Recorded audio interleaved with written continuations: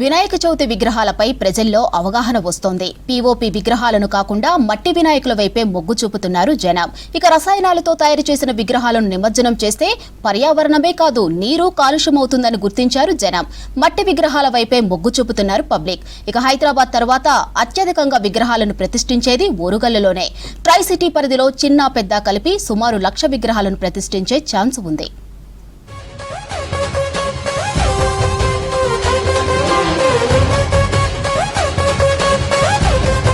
రాష్ట్రంలో హైదరాబాద్ తర్వాత ఎక్కువ వినాయక విగ్రహాలను ప్రతిష్ఠించేది ఓరుగల్లులోనే. ట్రై సిటీ పరిధిలో కాజీపేట, హనంకొండ, వరంగల్లో సుమారుగా 6,000కు పైగా మండపాల విగ్రహాలను ప్రతిష్ఠించి నవరాత్రుల పూజలు చేస్తారు. ఉమ్మడి వరంగల్ జిల్లాలలో 15,000కు పైగా విగ్రహాలు మండపాల్లో కొలువుదీరనున్నాయి. ఇక ఇళ్లలో పెట్టుకుని చిన్న విగ్రహాలను కలిపితే దాదాపు 1,00,000 వరకుంటాయి.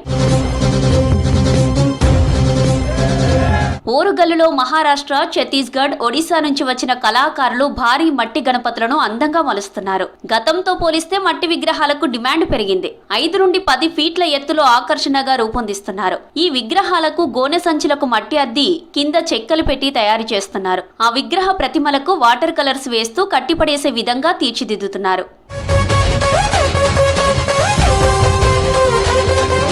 ప్లాస్టర్ ఆఫ్ ప్యారిస్ విగ్రహాలను ప్రతిష్ఠించి వాటిని నీటిలో నిమజ్జనం చేయడం వల్ల కాలుష్యం అవుతుందన్నారు స్టూడెంట్స్. తమ టీచర్లు చెప్పడంతో మట్టితో గణనాథుల విగ్రహాలను తయారు చేశామని చెబుతున్నారు. మట్టితో చేసిన వినాయకులనే పూజించాలని మేము కోరుతున్నాము. ఎందుకంటే ప్లాస్టిక్ ఆఫ్ ప్యారిస్ వినాయకుల వల్ల మన పర్యావరణం కాలుష్యంలో మారిపోతుంది. మనం కాలుష్య రహితంగా మన పర్యావరణాన్ని కాపాడుకోవాలంటే మనం వినాయకులను మట్టితోనే చేయాలి. మేము మా స్కూల్లో మా స్నేహితులమందరం కలిసి మట్టితో వినాయకులను తయారు చేశాము.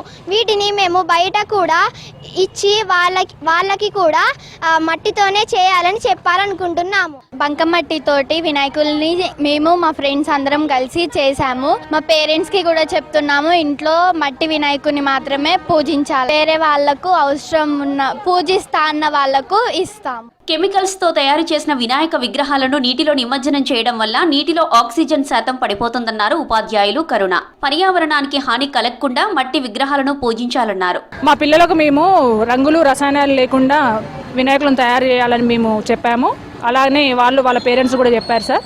ఆ చెప్పడం వల్ల వాళ్ళు కూడా ఇంటి దగ్గర నుంచి రంగులు రసాయనాలు లేకుండా మట్టితో చేసినటువంటి వినాయకులను తీసుకొచ్చి మాకు ఎగ్జిబిషన్ లాగా మేము పెట్టాము. వాళ్ళల్లో ఒక చైతన్యం కూడా వస్తుంది దీని ద్వారా. తాము వృత్తిరీత్యా కుండలు తయారు చేసి జీవనం సాగిస్తున్నామన్నారు విగ్రహాల తయారీదారుడు రాజేందర్. ప్రభుత్వం గణనాథులను మట్టి విగ్రహాలను తయారు చేసే విధానంలో శిక్షణ ఇచ్చారని చెప్పారు. మట్టితోనే విగ్రహాలను అందంగా తయారు చేస్తున్నామన్నారు రాజేందర్. కుండల పనిలో భాగంగా 2011 నుండి మేము పెద్ద మట్టి వినాయకులు చేపట్టడం జరిగింది. అంతకుముందు మా పూర్వీకుల నుండి చిన్న వినాయకులే చేసి పండుగ రోజు మాత్రమే విక్రయించే వాళ్ళం.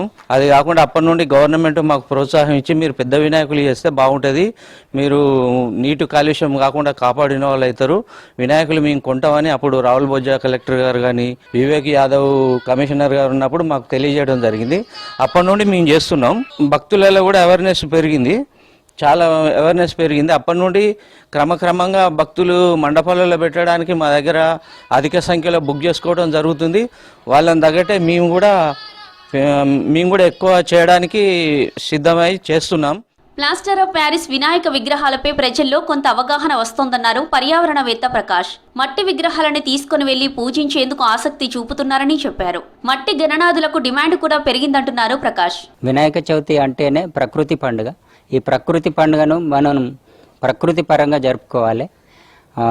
మట్టి విగ్రహాలు నీటిలో వేయడం వల్ల జలాశయాల సాంద్రత పెరుగుతుంది. అంతేకాకుండా వినాయకుని వద్ద సమర్పించే 23 పత్రాల వల్ల కూడా నీటి సాంద్రత పెరుగుతుంది. తద్వారా జలాశయాలంతా కూడా స్వచ్ఛమయం అయిపోతూ ఉంటాయి. కాబట్టి ప్రజలంతా కూడా మట్టి వినాయకులు వాడాలని నేను గతంలో పర్యావరణం కోసం సుమారు 1000 కిలోమీటర్లు పాదయాత్ర కూడా చేశాను. నేను కొంత అవగాహన కల్పిస్తూ వస్తున్నాను. ఆ విధంగా అప్పటికిప్పటికి కొంత మార్పు వస్తున్నది. గతంలో నేను ఇక్కడ నుండి ఖైరతాబాద్ విగ్రహం వరకు పాదయాత్ర చేయడం జరిగింది. తర్వాత ఆ విగ్రహం మట్టి విగ్రహం అవడం జరిగింది.